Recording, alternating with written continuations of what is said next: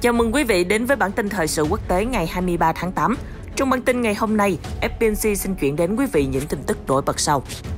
Mỹ-Trung đối đầu trực diện, khẩu chiến có, thị uy quân sự có, trừng phạt kinh tế có, nhưng liệu có quốc gia nào đang chột dạ trước đối phương hay không? Các nhà phân tích quân sự Trung Quốc cho rằng Washington đang bất an trước Bắc Kinh và minh chứng qua việc Mỹ tổ chức cuộc tập trận quy mô lớn để thị uy. Không chắc Mỹ có kiêng dè Trung Quốc hay không, nhưng có thể thấy cuộc chiến giữa hai đại kình địch vẫn đang nảy lửa. Hoa Kỳ mới đây công khai tuyên bố chống lưng cho Litva trước những màn trả đũa ngang ngược từ phía Trung Quốc. Trung Quốc đang trở thành mối lo ngại hàng đầu của châu Âu khi nước này và đồng minh Nga ra sức khỏa lấp khoảng trống quyền lực mà Mỹ để lại ở Afghanistan. Trong khi đó, cựu Tổng thống Mỹ Donald Trump đã công khai chỉ trích lệnh rút quân khỏi Afghanistan của ông Joe Biden là một sự sỉ nhục về chính sách đối ngoại tồi tệ nhất trong lịch sử Hoa Kỳ. Chuyên gia vạch ra 3 lý do khiến cho Mỹ sa chân ở chảo lửa Nam Á. Những thông tin đáng chú ý khác. Nga không tiếp nhận người tị nạn Afghanistan do lo ngại khủng bố. Thái Lan duy trì ngân sách cho hoàng gia, bất chấp dịch bệnh và áp lực từ phe đối lập. Bang Tennessee gấp rút khắc phục hậu quả sau trận lũ lụt kinh hoàng. Tất cả diễn biến mới nhất trên toàn cầu sẽ được FPNC chuyển đến quý vị trong bản tin ngay sau đây.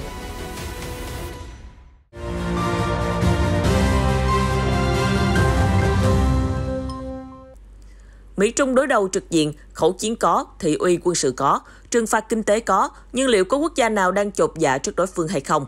Mới đây, tờ Bưu điện Hoa Nam buổi sáng dẫn lời của giới quan sát Trung Quốc cho rằng dường như Washington đang bất an trước Bắc Kinh, có thể thấy rõ qua việc Mỹ tổ chức cuộc tập trận quy mô lớn nhất trong vòng 40 năm qua nhằm thể hiện ưu thế quân sự toàn cầu trước Trung Quốc và đồng minh Nga.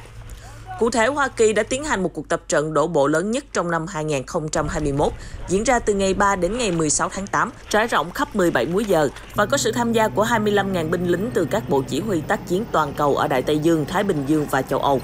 Các đơn vị hải quân tham gia cuộc tập trận chịu trách nhiệm về các điểm giao tranh tiềm tàng với Nga và Trung Quốc, bao gồm Biển Đen và Đông Địa Trung Hải, cũng như Biển Đông và Biển Hoa Nam. Được biết, các cuộc tập trận này có quy mô tương tự như các cuộc tập trận quân sự được tiến hành hồi chiến tranh lạnh vào thập niên 80 của thế kỷ trước.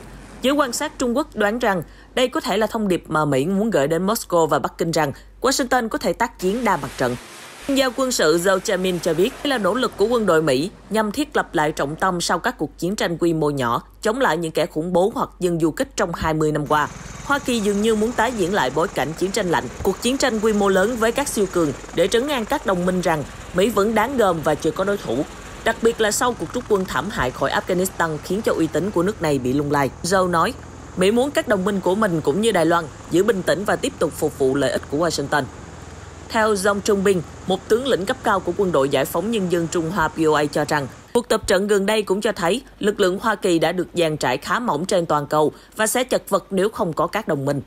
Mỹ luôn lên kế hoạch chiến đấu và chiến thắng đồng thời hai cuộc chiến trên hai mặt trận với hai cường quốc tầm trung, nhưng chưa bao giờ Mỹ có thể đương đầu với một cuộc chiến cùng lúc với Nga và Trung Quốc. Vì vậy, cuộc tập trận này hơi xa vời thực tế, ông Song nói. Không chắc Mỹ có kiêng dè Trung Quốc như giới phân tích đồn đoán hay không, nhưng có thể thấy cuộc chiến giữa hai đại kình địch vẫn đang nảy lửa và Hoa Kỳ không ngừng nhắc nhở Trung Quốc cẩn trọng trước những hành động ngang ngược của mình. Litva là minh chứng điển hình cho điều đó, khi Trung Quốc đơn phương áp lệnh trừng phạt khắc nghiệt lên Litva vì nước này cho phép Đài Loan mở đại sứ quán mang tên mình tại thủ đô Vilnius. Ngay lập tức, Hoa Kỳ đã lên tiếng ủng hộ quốc gia Baltic này, hai nước quyết tâm song kiếm hợp bích chống lại Trung Quốc bảo vệ Đài Loan. Cụ thể, hôm 21 tháng 8, Ngoại trưởng Hoa Kỳ Antony Blinken đã có cuộc thảo luận với Ngoại trưởng Litva Gabriel Glias chỉ vài tuần sau khi Trung Quốc quyết định triệu hồi đại sứ của mình tại Vilnius và yêu cầu Litva làm điều tương tự. Bộ Ngoại giao Hoa Kỳ cho biết, ông Blinken đã nhấn mạnh sự đoàn kết chặt chẽ của Hoa Kỳ với đồng minh NATO và đối tác EU Litva trước hành vi uy hiếp ngang ngược của Trung Quốc. Xung đột giữa Trung Quốc và Litva nổ ra vào tháng trước khi Đài Loan tuyên bố thành lập văn phòng đại diện ở Vilnius, thủ đô của Litva, với tên gọi là Văn phòng đại diện Đài Loan thay vì Đài Bắc như trước. Từ lâu, Trung Quốc luôn xem Đài Loan là một phần lãnh thổ không thể tách rời của mình theo chính sách một Trung Quốc. Nên cái bắt tay của Litva và Đài Loan đã trở thành cái gai trong mắt của Trung Quốc và nước này liên tục cảnh báo Litva nhanh chóng sửa chữa sai lầm khi phát triển quan hệ ngoại giao với Đài Loan. Đồng thời, cơn tam bành của ông lớn châu Á còn đạt đỉnh điểm với việc yêu cầu đại sứ Litva ngay lập tức rời khỏi Bắc Kinh. Bộ Ngoại giao Litva đã bày tỏ lấy làm tiếc về quyết định của Bắc Kinh và khẳng định trong khi nước này tôn trọng nguyên tắc một Trung Quốc, Quốc gia này vẫn có quyền thiết lập và phát triển các mối quan hệ song phương cùng có lợi với Đài Loan. Không chỉ trở thành đối thủ của Mỹ và Litva, Trung Quốc cũng đang bị các nước châu Âu dè chừng. Sau cuộc khủng hoảng ở Afghanistan, các quan chức hàng đầu ở châu Âu chưa thể xác định chính xác liệu quyền lực ở quốc gia Nam Á này sẽ vào tay ai sau sự ra đi chóng vánh của Mỹ và NATO. Tuy nhiên, mối lo ngại hàng đầu của họ trực chỉ về hướng Đông khi Trung Quốc và đồng minh thân thiết là Nga đang ra sức tăng cường ảnh hưởng lên khu vực này bằng cách hậu thuẫn và thiết lập quan hệ với lực lượng Taliban. Đại diện cấp cao của Liên minh châu Âu Josep Borrell nói rằng Trung Quốc đã công nhận Taliban và Nga cũng sẽ chắc chắn làm điều đó. Họ sẽ duy trì đại sứ quán, tăng cường sự hiện diện quân sự, chính trị, ngoại giao. Và điều này sẽ làm thay đổi cán cân quyền lực địa chính trị trong khu vực. Ông nhấn mạnh, EU cần tích cực phối hợp với các bên liên quan trong khu vực và quốc tế nhằm ổn định tình hình Afghanistan. Tuy nhiên hiện tại, Thổ Nhĩ Kỳ, Iran, Pakistan, Trung Quốc và Nga có rất nhiều cơ hội để gia tăng sức ảnh hưởng ở đó khi Hoa Kỳ và NATO không còn hiện diện. Cùng với đó, ông Borrell nói rằng, trước sự kiện diễn ra thời gian qua, EU dường như cũng đang băn khoăn về mức độ tin cậy dành cho Washington. Ông dẫn việc Tổng thống Mỹ Joe Biden nói rằng, sứ mệnh ở Afghanistan không phải là xây dựng quốc gia, mà là chống khủng bố. Tuy nhiên, thực tế Mỹ và EU đầu tư rất nhiều tiền của và nhân lực để xây dựng một nhà nước dân chủ theo kiểu phương Tây ở Afghanistan. Trước đó, trong một phiên họp khẩn cấp của Nghị viện châu Âu hôm 19 tháng 8, các thành viên EU đã chỉ trích kịch liệt sự phối hợp không ăn ý giữa các thành viên liên minh vì cho rằng họ đã quá chú trọng chính sách đối ngoại của Mỹ và thiếu chiến lược ngăn chặn Trung Quốc và Nga thống trị khu vực. Nhiều nghị sĩ Quốc hội Anh chế giễu mối quan hệ đặc biệt của nước này với Washington và cho rằng việc xử lý cuộc khủng hoảng Afghanistan đang nằm trong tầm tay của Trung Quốc và Nga. Ông David McAllister, Chủ tịch Ủy ban quan hệ đối ngoại của Quốc hội Đức cho biết, EU cần một cách tiếp cận mới đối với Afghanistan và toàn bộ khu vực, trong đó lưu ý đến tình huống mà Nga và Trung Quốc sẽ khỏa lấp khoảng trống mà Mỹ và NATO để lại. Ông Borrell cho rằng, Trung Quốc, Nga, Ấn Độ, Iran và Thổ Nhĩ Kỳ sẽ hiện diện thường xuyên hơn trong khu vực và ông đề xuất EU tăng cường quyền tự chủ chiến lược về chính sách đối ngoại, tức là đi theo một con đường khác với con đường của Mỹ. Tuy nhiên, các nhà phân tích không đánh giá cao viễn cảnh Mỹ và EU đi ngược hướng khi đối trọng với Trung Quốc sau cuộc khủng hoảng Afghanistan. Họ cho rằng việc Mỹ rút khỏi Afghanistan khiến các đồng minh châu Âu trải qua một loạt cú sốc, nhưng việc EU hợp tác với Trung Quốc sẽ chỉ dựa vào nguyên tắc có qua có lại, chứ không thể dựa trên tinh thần dân chủ tự do. Hôm 21 tháng 8, cựu Tổng thống Mỹ Donald Trump đã công khai chỉ trích việc rút quân khỏi Afghanistan là một sự sỉ nhục về chính sách đối ngoại tồi tệ nhất trong lịch sử Hoa Kỳ, và người được ông Trump gọi tên không ai khác chính là Tổng thống Joe Biden.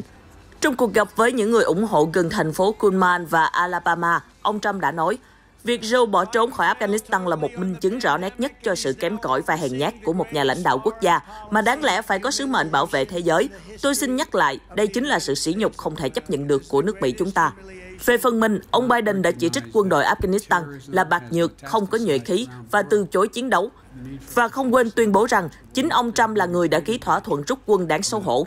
Hiện tại, lực lượng Taliban đang trong quá trình thành lập một chính phủ mới ở Afghanistan sau khi lật đổ chính quyền của Tổng thống Ashraf Ghani do Mỹ và các đồng minh hậu thuẫn. Trong khi đó, một chuyên gia chứng minh rằng thất bại lớn nhất của Hoa Kỳ chính là nỗ lực Tây hóa quốc gia Nam Á. Cụ thể, hôm 21 tháng 8, trong một bài báo có tiêu đề Dân chủ hóa Tây phương ở Afghanistan đã thất bại thảm hại như thế nào, trên tạp chí Wall Street, giáo sư và chuyên gia về các vấn đề quốc tế Stephen Ward đã nêu ra những lý do khiến Mỹ và các đồng minh phương Tây thất bại trong cuộc chiến Afghanistan, cho dù chi phí bỏ ra trong suốt 2 thập kỷ là không hề nhỏ, ước tính ít nhất là khoảng 2.000 tỷ đô la, tương đương với 7.000 tỷ đồng mỗi ngày. Thứ nhất, việc bình định hóa và dân chủ hóa nước này theo kiểu phương Tây là điều không thể.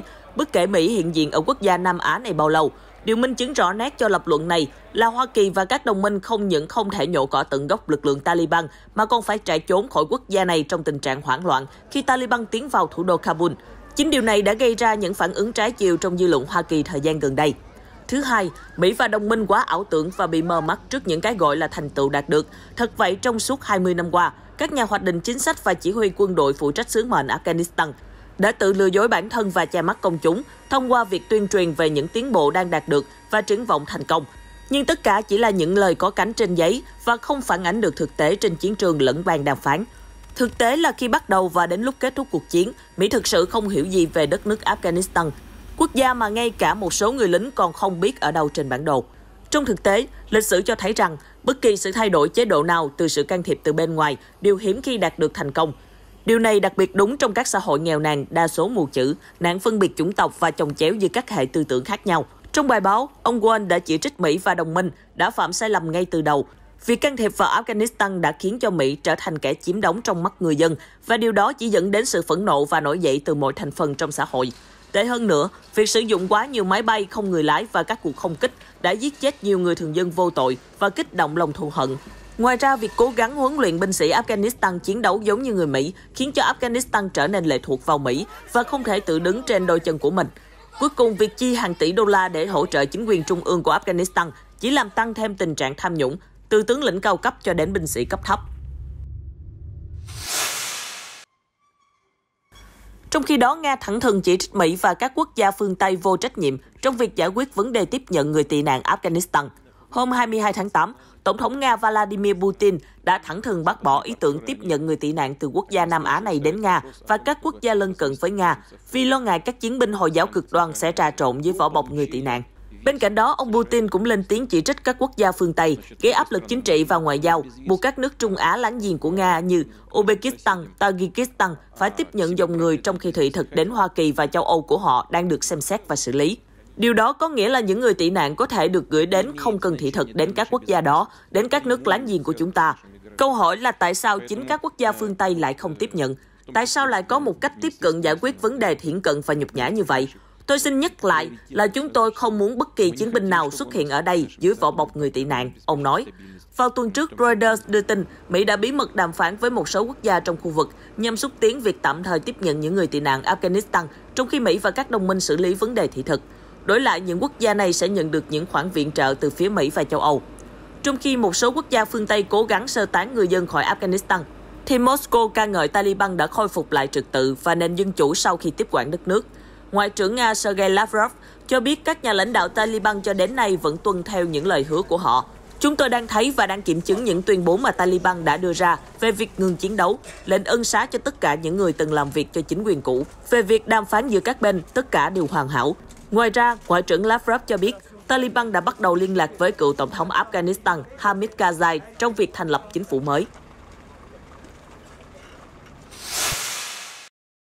Chuyển sang tin tức đáng chú ý khác, hôm 22 tháng 8, chính phủ Thái Lan quyết định phân bổ 8,76 tỷ bạc, tương đương 262 triệu đô la cho hoàng gia nước này cho năm tài khóa 2021-2022, bất chấp những lời kêu gọi cắt giảm từ các nhà lập pháp đối lập. Thời gian gần đây, ngày càng nhiều chính trị gia nước này đã lên tiếng chỉ trích chế độ quân chủ, cũng như đòi cắt giảm ngân sách hoàng gia trong bối cảnh nền kinh tế nước này phải chịu ảnh hưởng nặng nề bởi dịch Covid-19. Vấn đề này ngày càng trở nên gay gắt khi càng nhiều cuộc biểu tình do thanh niên tổ chức nổ ra trong những tuần gần đây. Cung điện Hoàng gia và Văn phòng Thủ tướng Thái Lan hiện không có bình luận về vấn đề này. So với năm trước, ngân sách hoàng gia có giảm nhẹ đôi chút với mức 2,4%, nhưng chừng đó vẫn còn rất nhiều và tạo thành gánh nặng cho ngân sách quốc gia. Được biết đây là lần cắt giảm đầu tiên kể từ năm 2017, khi nhà vua hiện tại Maha Vajiralongkorn kế vị. Sự thiếu minh bạch trong việc công bố chi tiêu ngân sách cho hoàng gia cũng là vấn đề gây nhiều bức xúc trong dư luận. Hôm 21 tháng 8, Becha Sen Chancha, một nhà lập pháp từ đảng Move Forward, cho biết những gì chúng tôi nhận được từ hoàng gia chỉ là tập tài liệu 7 trang không hơn không kém và không có một lời giải thích nào hợp lý. Hôm Chủ nhật ngày 22 tháng 8, các nhà chức trách Tennessee, Hoa Kỳ cho biết có ít nhất là 21 người thiệt mạng và khoảng 20 người mất tích sau khi trận lũ lớn đổ bộ vào tiểu bang này. Thị trưởng Waverly Wallace Fraser cho biết, trong số những người thiệt mạng do trận lũ lụt, có cả trẻ sơ sinh và người già. Trong đó có một cặp song sinh 7 tháng tuổi đã bị cuốn trôi khỏi vòng tay của cha mẹ. Lượng mưa đạt kỷ lục lên tới 43 cm ở một số khu vực đã gây ra lũ lụt lớn vào chiều tối ngày 21 tháng 8. Trong đó nơi bị ảnh hưởng nặng nề nhất là thị trấn Waverly, cách Nashville khoảng 55 dặm về phía tây. Hàng trăm ngôi nhà đã bị phá hủy. Lũ lụt làm bật gốc những cây lớn, xé toạc nhà cửa và cuốn các ô tô, xe bán tải xuống mương. Nhiều công trình công cộng khác bị đổ sập.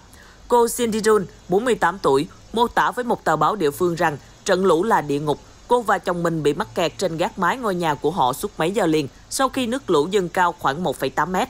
Một đội cứu hộ đã nâng thùng chiếc mái ủi lên cửa sổ để họ leo qua và thoát hiểm. Ông Patrick Sheehan, giám đốc cơ quan quản lý các vấn đề khẩn cấp Tennessee cho biết, lực lượng chức năng đang nỗ lực khắc phục hậu quả nghiêm trọng sau thiên tai. Tin tức vừa rồi cũng đã kết thúc bản tin thời sự quốc tế hôm nay. Cảm ơn sự quan tâm của quý vị. Xin chào và hẹn gặp lại ở các bản tin sau.